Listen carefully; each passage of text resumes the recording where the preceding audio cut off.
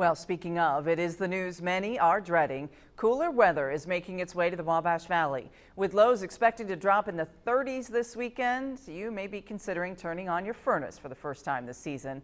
But first, News 10's Lindsay Yates has more on what you should know to keep your home and family safe.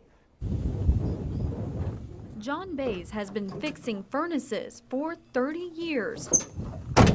And he is already gearing up for the frigid winter months. We've already had even no heat calls, even a couple of nights, even hitting the 50s.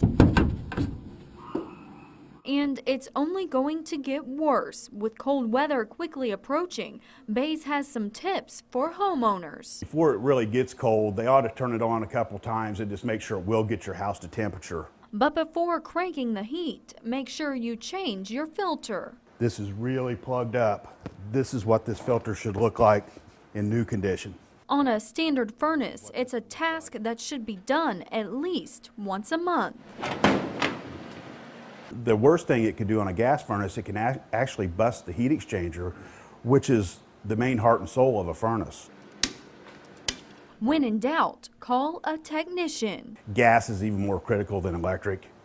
To make sure that for one thing, it's burning correctly, and the other thing is that it's completely safe for your family. It's this time of year when the fire department also reports an increase in calls. Gas leaks in your furnace, fireplaces, make sure the chimney is cleaned out.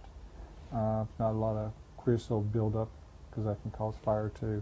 Routine maintenance will not only save you money, but ensure your safety.